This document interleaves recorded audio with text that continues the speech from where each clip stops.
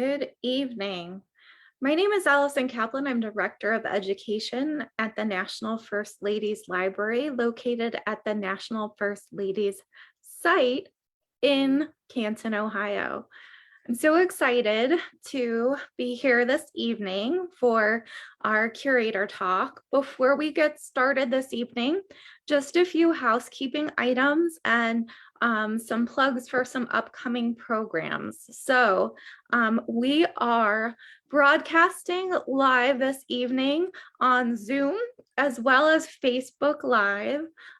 If you have trouble hearing us or if you have any AV issues, we highly recommend, if you've logged in through Eventbrite, to click open the Zoom window and watch that way. We will be posting this talk to YouTube the day after it airs. So if you missed this evening's talk, please tune in that way. At the bottom of the screen, you'll notice a chat function. Please feel free to add any questions you have for us into the chat, or we recommend the Q&A just in case we miss anything. Sometimes there's a lot of discussion in that space. So if you do have questions, add them to the Q&A. So President's Day is coming up on Monday, and we are going to be celebrating a day later on Tuesday and rolling out First Ladies Day, which I think is going to have an official June observance as well at some point in the near future. But we're offering a children's program inspired by First Ladies. And if you would like to join us, or if you have a child or a grandchild that you would like to join us for Tuesday's festivities, you can log on to our Eventbrite and get more information about that and register. We're really excited about it. And then we have a few of our regular activities coming up.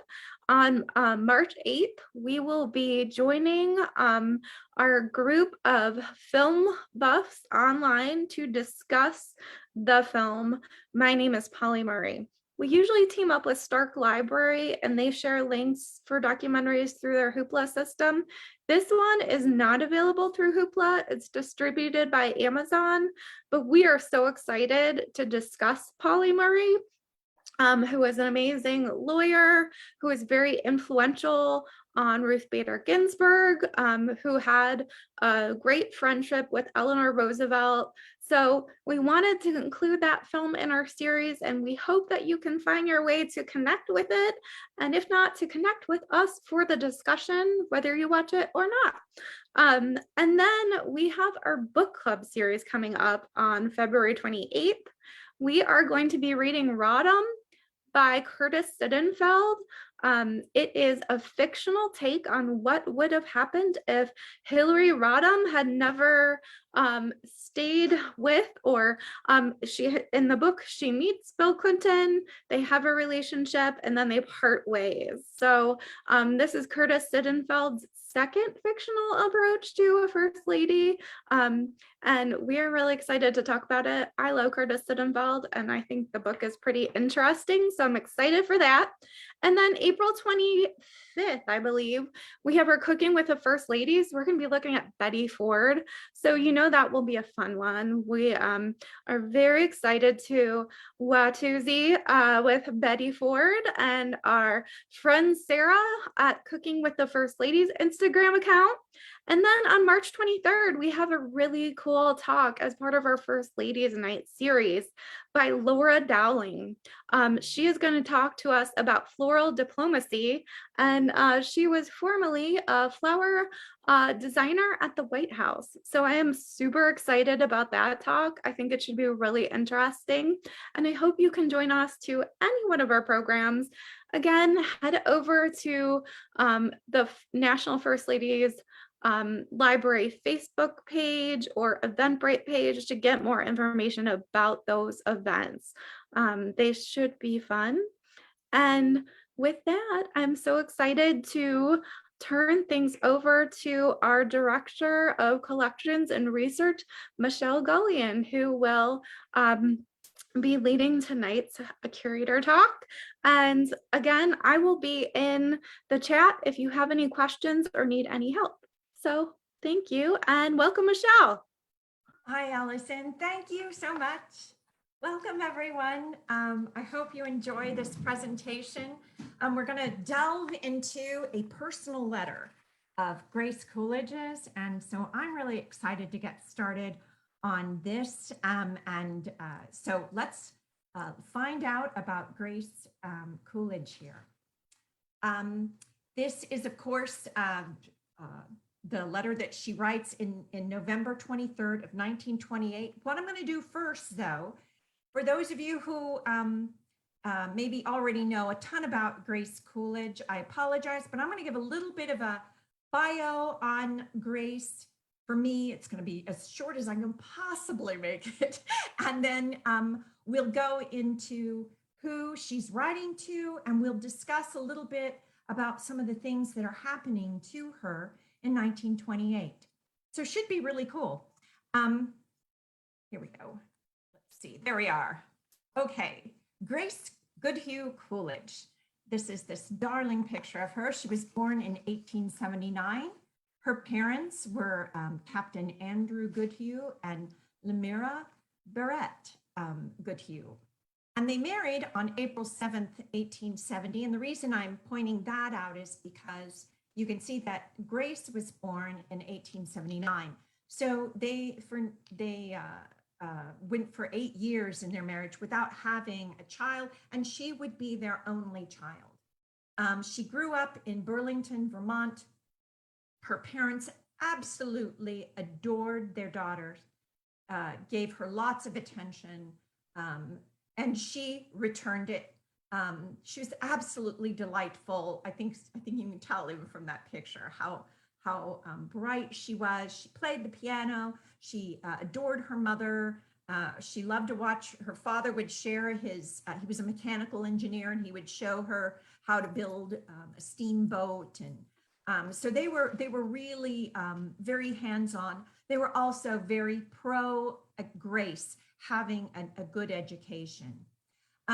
After she went through high school, she went to the University of Vermont in Burlington, and she just happened to just live at home because why not? You know, she's right there in Burlington, and she lived with her parents while she was going to the University of Vermont.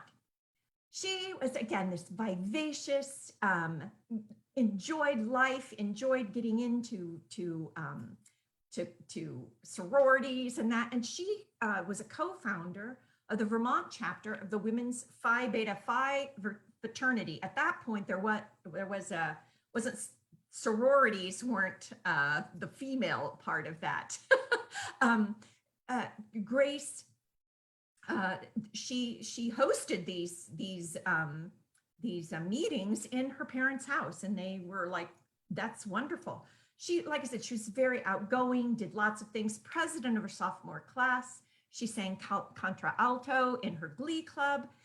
But her senior year, she applied to train as a teacher for the Clarke School of the Deaf in Northampton, Vermont. So what is the reason for that?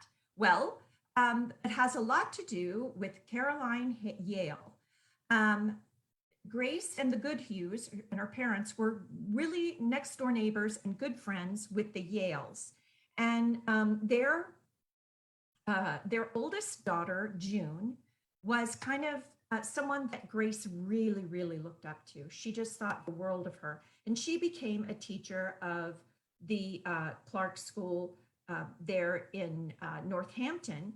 And she would bring home students. And Grace just thought this was wonderful, that she was teaching these students the oral history of, or the oral technique of learning how to read lips for the deaf. And she also met Dr. Caroline Yale, who was June's aunt, and she would come for visits. So this was very influential in Grace, and she thought this was a good way to do something of meaning and really helpful. And this is a short bio on Dr. Yale. She spent over 60 years at Clarke School, a very phenomenal teacher and the principal. She worked with Alexander Graham Bell, who was also very interested in the deaf himself. And she went, Grace trained at the Clarke School for the Deaf. It was a trailblazing oralism methodist of lip reading, as I said. It's still in existence today. In addition to Northampton, they have satellites in Boston, Jacksonville, Florida, New York, and Philadelphia. And the whole reason to read lips as opposed to sign language was to be accepted within society, so that you could, you didn't have, you could read lips and talk to someone as opposed to signing, because not everyone could sign. That was the whole kind of thought process behind that. This is a picture of Dr. Caroline Yale, much later in life when Grace is First Lady. Grace taught at Clarke School for 3 years. She lived on the campus at Clarke School, and that's where she met Calvin Coolidge. And after she married, she stopped being a teacher, but she stayed. It was a lifelong devotion, very involved with Clarke School. She served on the board. She raised amazing amount of funds, especially as president and first lady. The Coolidges raised over $2 million for the Clarke School while they were in office. Like I said, here's a little bio on Calvin Coolidge. He met Grace in 1903.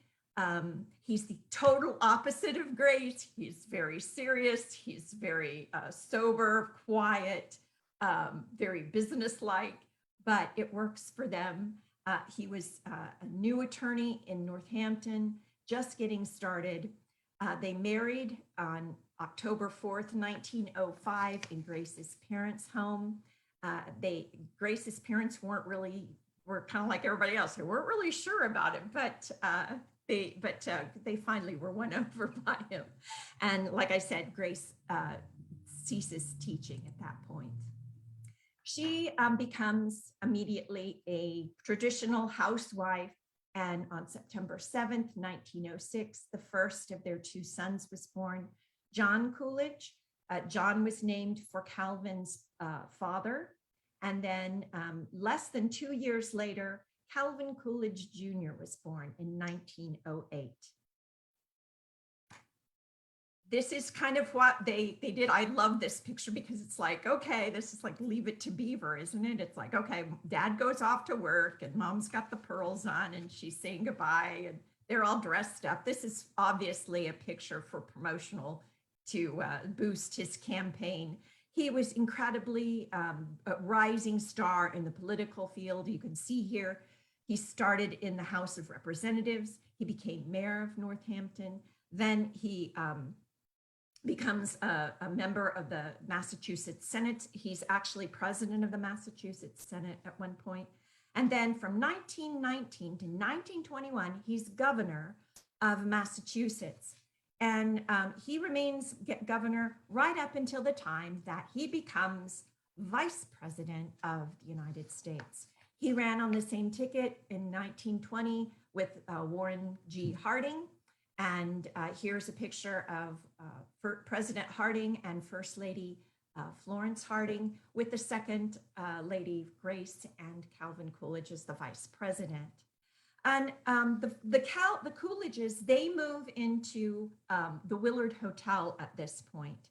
And Grace is doing what she's been doing since she was a political wife. She's doing lots of tea, she's hosting, she's holding receptions, she's greeting people, she's making friends, and she's a really popular woman in Massachusetts, and she just extends that into Washington. But of course, she's second lady, and she's perfectly fine with just being second lady to Florence Harding. This lasts until 1923, when the President Harding and Florence and several members of their cabinet, they leave to go on a visit. They want to get out in July and August. They want to get out of the heat of Washington, D.C. So, and both the Hardings love, love, love to travel. So they take a train and they go up to the Alaskan territory. President Harding is the first president to ever visit Alaska. They stay in there, they tour a lot of the fishing and shipping industry going on in Alaska, and then they come down on the West Coast. And Harding is kind of starting to kind of work on his 1924 campaign. So he's doing a lot of speeches. However, he's not feeling well. And so he has to kind of cancel some of his speeches. They tell people understand him to have like an upset stomach. He's got stomach problems, but really what's happening is that his heart is failing. He's in congestive heart failure, and he's also suffering from pneumonia. President Harding dies August 2nd, 1923 in San Francisco. And it's quite a shock to the nation. Everybody thought he was just sick. They thought he was stomach's problems, but now he's dead. Whoa, everyone's just freaked out. And this causes a lot of concern about, and this is kind of begins this, well, we won't go into President Harding's lots of conspiracy theories and all kinds of good stuff happen then. However, what happens to Calvin and Grace is they are in Vermont, and they're visiting Calvin's father, and there he is. He's between his two grandsons there. They're visiting him at the family home, and this home has no electricity, nor does it have a telephone. So they have to send a messenger in the middle of the night. It's about 2 o'clock in the morning. There's a knock on the door. They wake up the whole family. And it just so happens that Calvin's father is a justice of the peace and a notary. So he is able to give his son the oath of office at 2:47 a.m. on August 3rd by kerosene lamp. And after it's all over with, Calvin Coolidge in absolute Calvin Coolidge style goes back to bed because he needs to get to sleep. He's got a lot to do in the morning. This, of course, is also the beginning of, for Grace, she has become a public figure, and it really hits her. And this is this beautiful quote of hers, some of you may be familiar with, where she says, "This was I, and not yet I. This was the wife of the President of the United States, and she took precedence over me.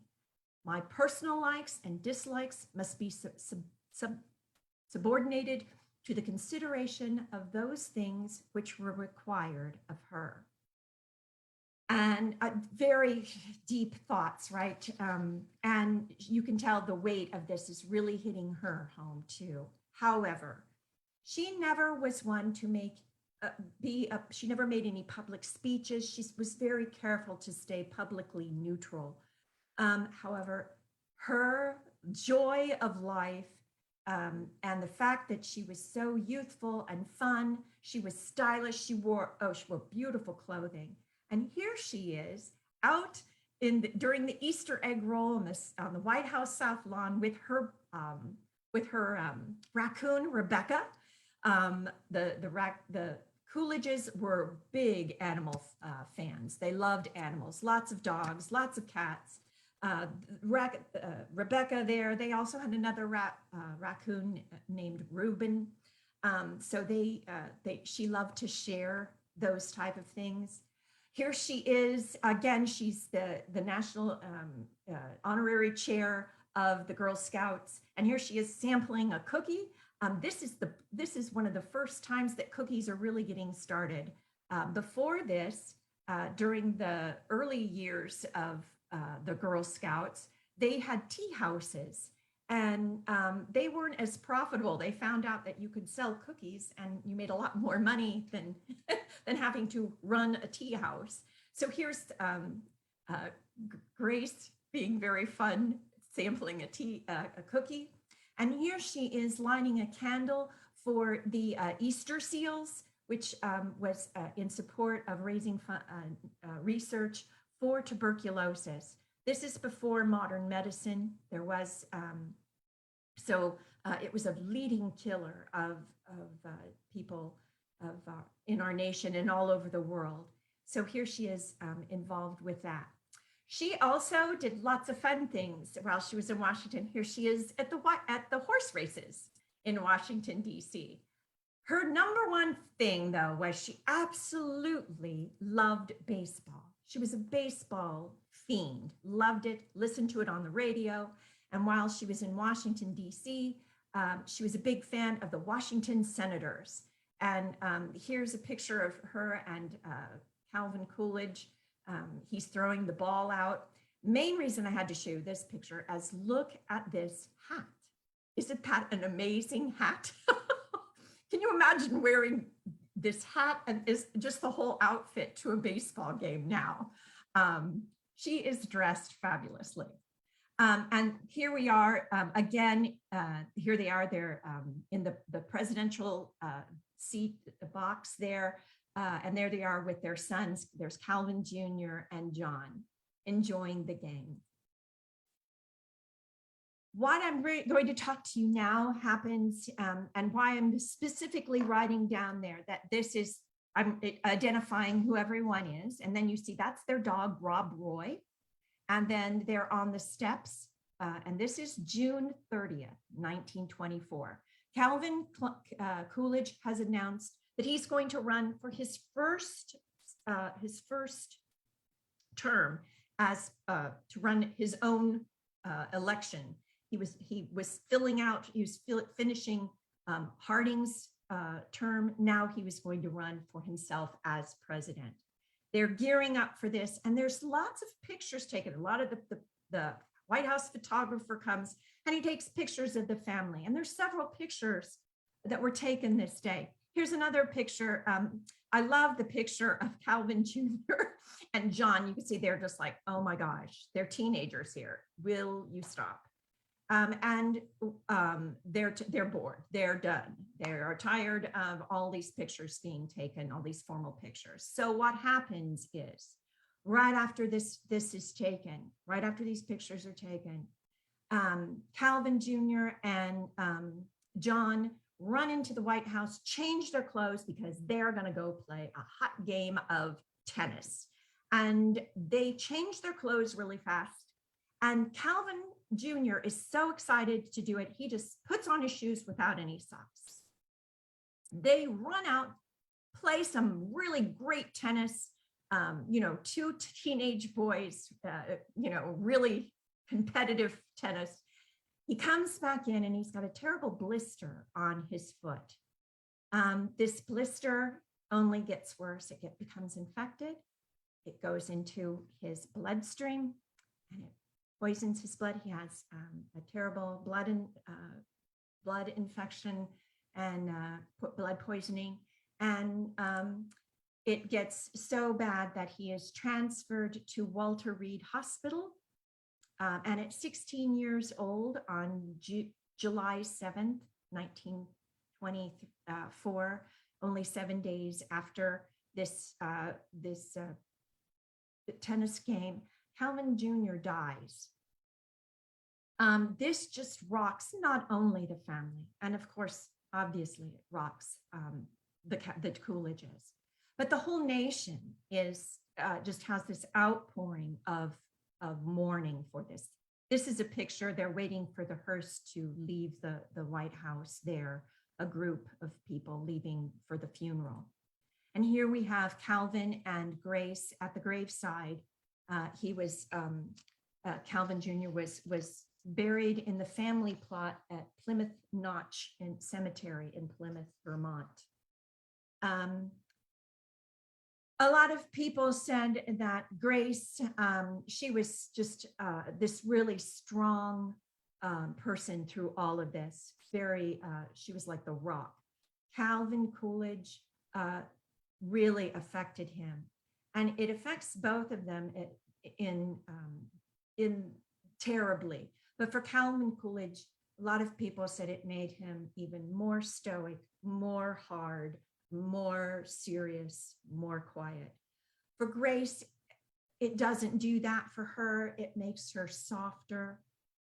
It makes her, I think, more, even if possible, more thoughtful. She really turns towards her faith, and she had a deep inner faith, and she really comes to terms with this whole thing with, like her name, with grace.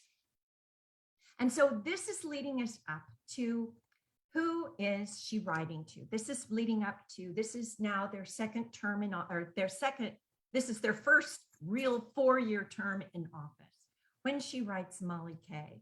Who was Mollie K? Well, Mollie K was Mary Angela Keegan Schumann. She was born in 1874, so she was about 5 years older than Grace, and she died in 1955, so she died a couple of years before Grace did. She was the wife of Edwin A. Schumann, and he was the owner of A. Schumann and Company. It was a men's and boys' clothing store in Boston. They had 3 children, which was Edwin Jr., he was known as Arthur, Francis, and Lillian. Here's some some advertisements for the A. Schumann and Company. A stands for Arthur. Edwin was, this was handed down to him. He was the second owner of this. It was his father's originally, his store. Mollie K, wait till you get in on who she is from what we can find out about her, that in the papers, mainly the Boston Globe. She was the founder and president of the Philomathia Club in Boston College. She founded it in 1915. And I'm telling you there what Philomathia means. It's the lovers of wisdom. And they supported students of Boston College through mainly scholarships. And they did this by holding banquets every year. And I mean, she's in the Boston Globe all the time, holding these banquets, leading as fundraising, all this kind of thing. And they gave the banquet was also in honor of the students and heads of the college. They handed out medals. She was just all about education and furthering it. Not only that, this is an amazing article that I had to show you. Here's a picture of her, and I apologize, you can't read it very well, but I'm going to read it to you if you don't mind, because it really gives us an idea of who Mollie K is and how vivacious she is herself. It says at the very top that Mrs.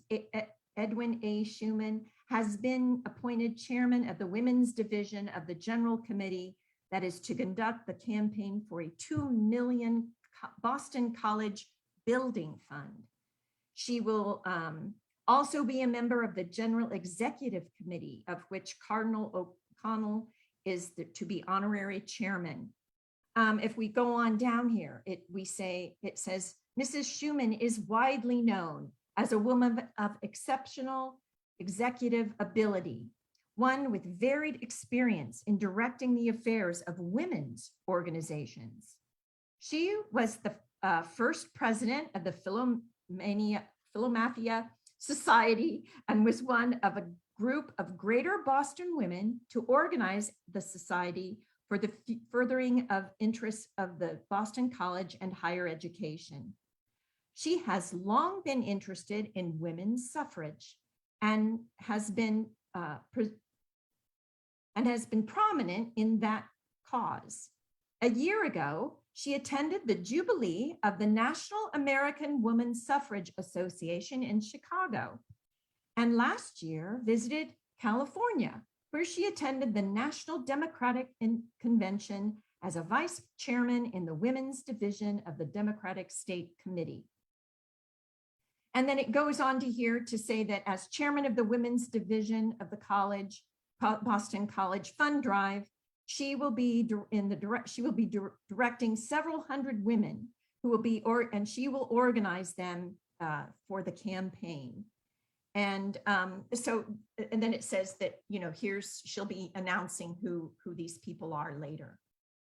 This is a mover and shaker and a really amazing woman in and of her own right, from what we can gather through the newspapers. And not only that, I had to show you this real quick. Again, very involved. These are in 1919. Says selling flowers at Liberty Court. What this is for the Salvation Army.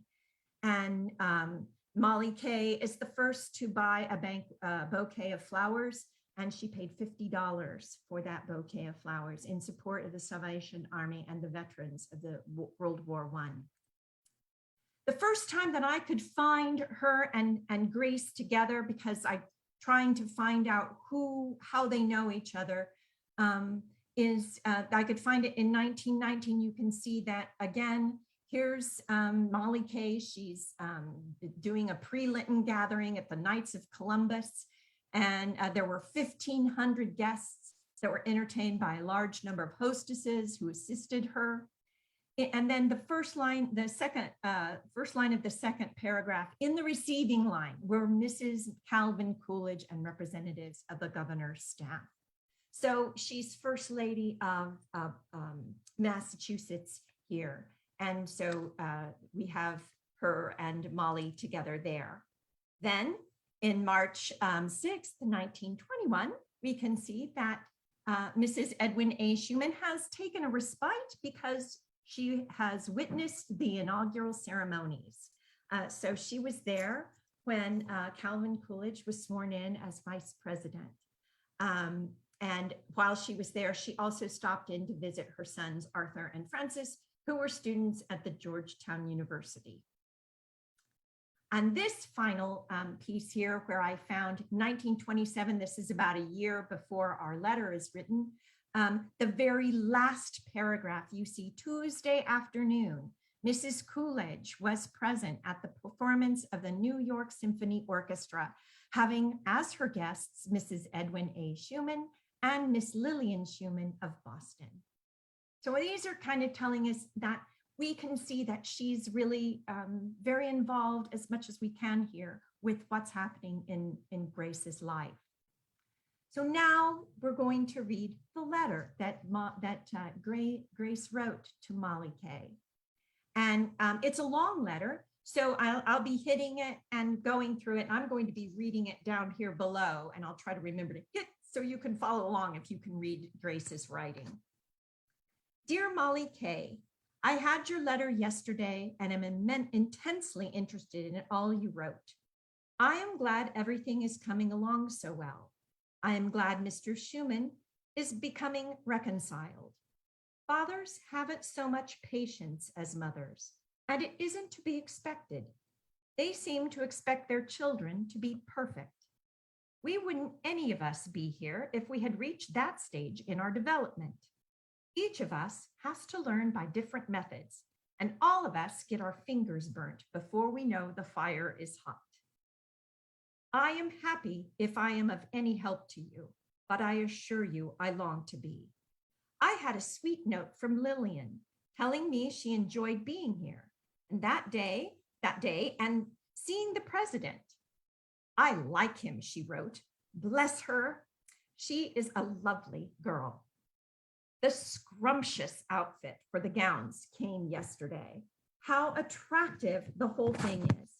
Always thinking of your friends when you see something nice. Every day seems to be Christmas with you. I wore the black taffeta at the diplomatic dinner last night, and it was generally approved. To my surprise, the president liked it. 92 of us sat down. Salvi played the harp for us, and his music was just what I expect to hear in heaven if my feeble struggling ever brings me there. He played for me once before, and he told Miss Randolph he didn't come because it was the White House, but because he wanted to play for me, and he would come anywhere I was to play for me. Wasn't he nice to say that? I must go now and get myself dressed up to receive the Spanish ambassador and the Infanta, Beatrice, and her son, Prince Alvaro. His father is first cousin to the king, and he might someday be king himself.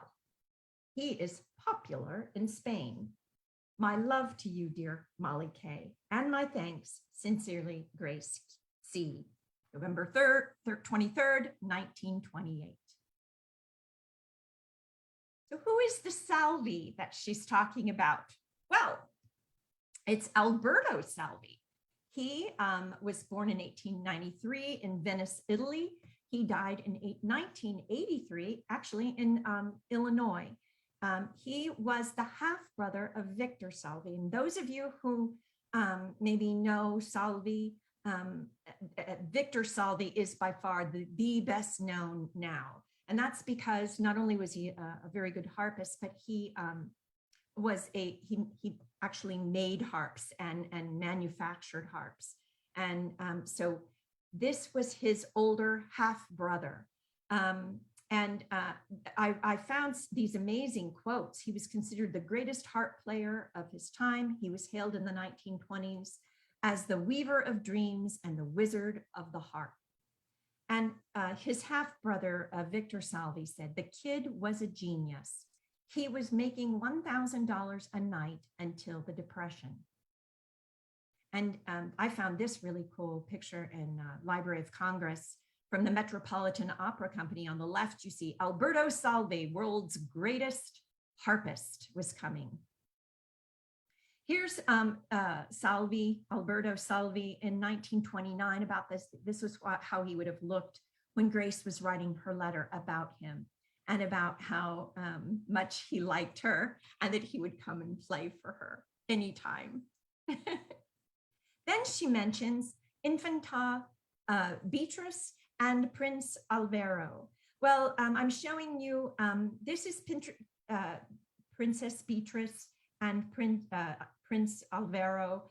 He was the Infanta Alfonso, excuse me, of the Duke. He was the Duke of the Galleria when this picture was taken.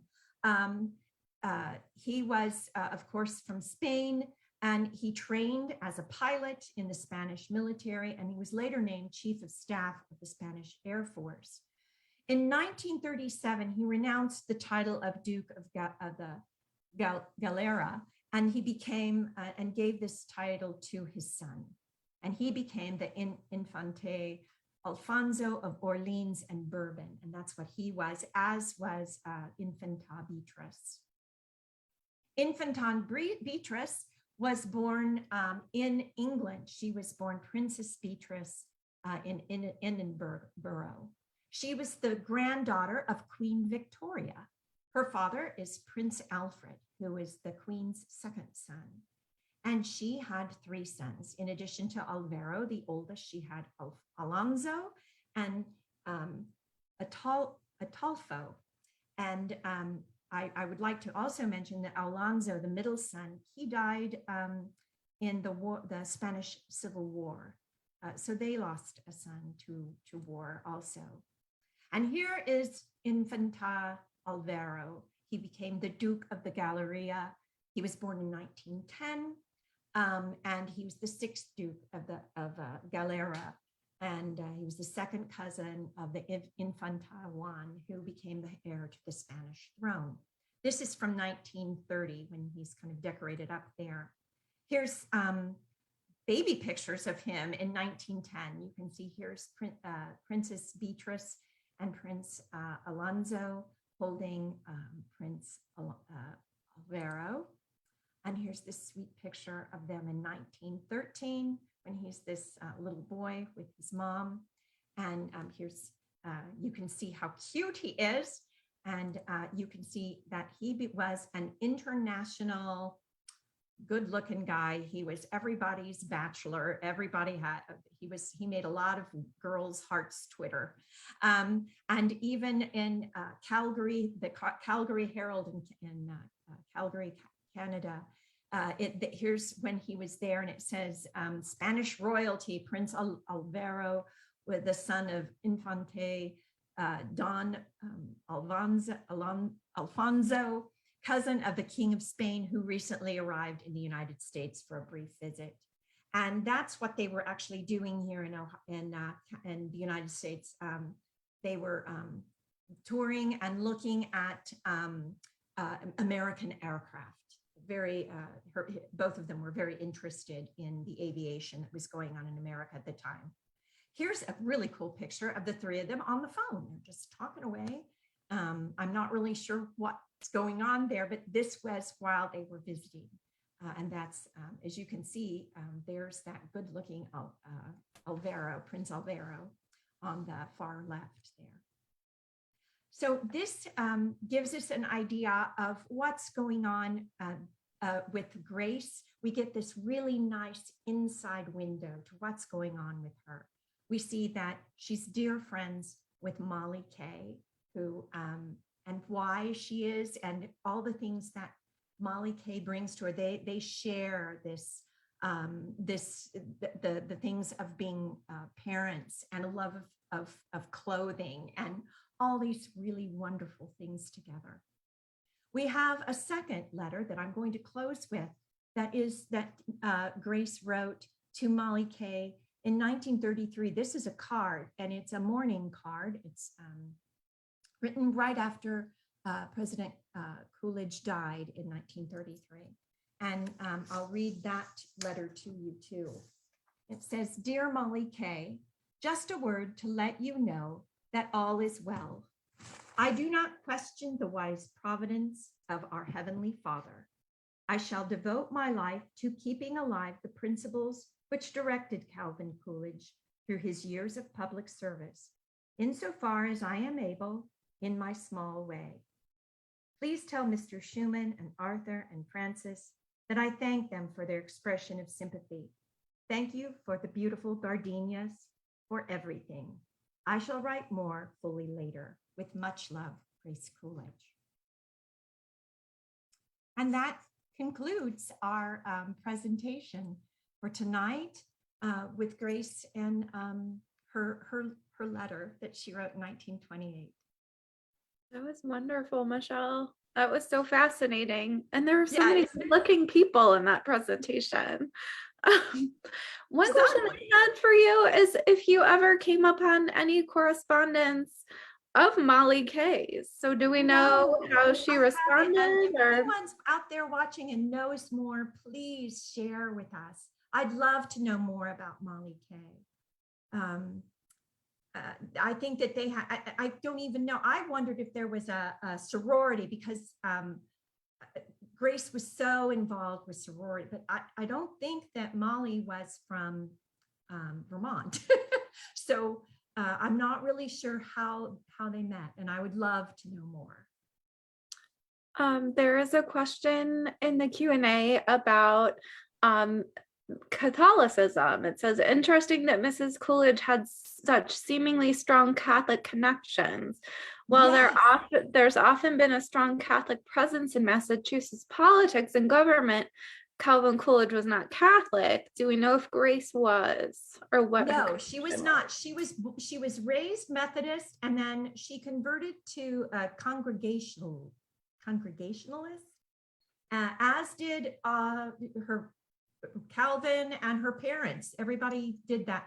But I've read where she was very open about religion. She felt that faith was something that was inside you. I think you can kind of sense that from that last letter, that your faith is something that you carry within you. The church itself doesn't matter. It's interesting that you bring up the Catholic thing. I thought that was fascinating too. Plus, she was also a Democrat. And Grace, of course, and Calvin are Republicans. So very, very interesting. And $50 for a bouquet is a lot of money I at know. that time. That's Exactly. interesting. Did she buy $50 worth of flowers, or was it a Yes, big donation? Or that I'm sure that was just her way of doing it. What's so interesting too is when I was searching for who she was, I had to search Edwin A. Schumann. Only thing that you can find is his wife. You don't see him he's not nearly as involved as she is. And as you can see, she was going by herself she was going out and doing these things. She's going to California. She was traveling, but she's always by herself. So interesting dynamic there. I wondered too if you could speak a little bit about Cal Jr.'s death. That is really shocking. And there's such an interesting history of first ladies and the death of children and the way that they deal with them. And in comparison, I mean, it's always tragic, but thinking about Ida McKinley and Mary Lincoln, and then Exactly. Grace Coolidge, who has this unthinkable, terrible thing happen and handles it with a lot of grace. I It's know. very Isn't it amazing? interesting.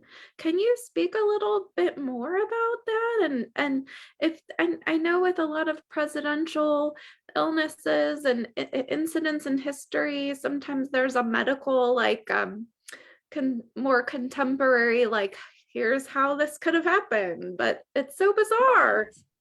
Right, isn't it? Well, it just shows you modern medicine. They don't have antibiotics. I mean, Mhm. that would have saved him. He would have been fine, you know. What I read was he just kept getting worse, and he kind of didn't want anybody to know. Okay. And you know, he's a 16-year-old boy. He doesn't want anybody to know he doesn't feel good. Mhm. And by the time that he did, it was I read where the doctor could see that there were streaks going up his leg, Oh, and thought, "Uh-oh, this isn't a good sign." And well, it's a just so great sad, reminder to tragic. wear socks with your tennis shoes for my children. Um, so it's a terribly sad story. It is.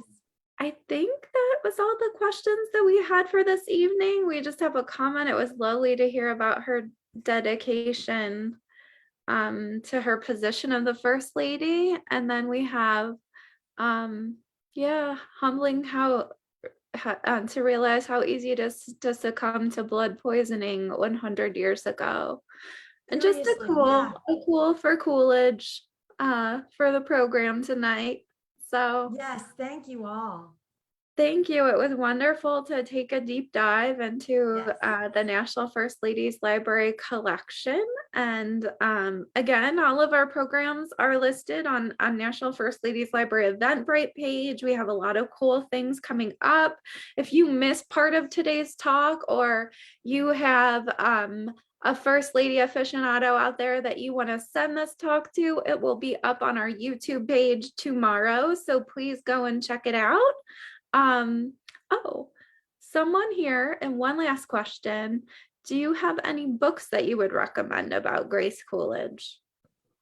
There are a couple of books. Probably the newest is by Cindy Bittinger. It's called Sudden Star, and that's really good. And then another one that it's older, and I'm sorry, it's an older book. I think her name is Frances, who wrote that. Is Frances Sayers? I may be getting that wrong. I apologize. I'm sorry. I'm not prepared to tell you, but I can't remember the name of that. But Sudden Star is the newest book. And that's written by Cindy Bittinger, who was also she was the president of the Calvin Coolidge historical home. So that's really an interesting read because, you know, she's got all this primary sources that she's really working from. It's not as deep in depth as the other one. I've read both of them. And I apologize, I'm spacing on the other one, but they're both very excellent on Grace. Well, Michelle, thank you so much for sharing that object and all of your research and knowledge related to Grace Coolidge. This was such an interesting program, and we want to thank everyone in our audience for joining us, and we hope to catch you again soon. Thank you so much. Good night, everyone.